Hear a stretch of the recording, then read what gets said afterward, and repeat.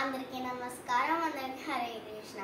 నిన్న మనం భక్తి యోగం కన్నా ముందుగా ఒక శ్లోకం చదవాలి అని చెప్పాను కదా. ఆ శ్లోకాన్ని ప్రతిరోజు చదివి నేను చెప్పిన శ్లోకాలన్నీ కూడా చదవండి, మంచి జరుగుతుంది.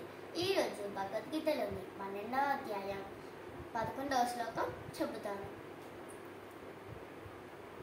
అదైతదప్యసక్తోసి కర్తుం మద్యోగమాశ్రితః సర్వకర్మఫలత్యాగం తతః కురు యథాత్మవాన్.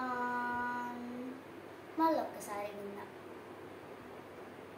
అదైతదప్యసక్తోసి కర్తుం మద్యోగమాశ్రితః సర్వకర్మఫలత్యాగం తతః కురు యథాత్మవాన్.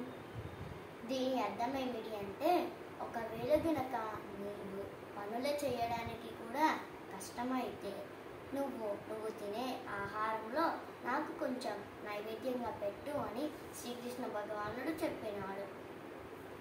హరే కృష్ణ కృష్ణ కృష్ణ హరే హరే హరే రామ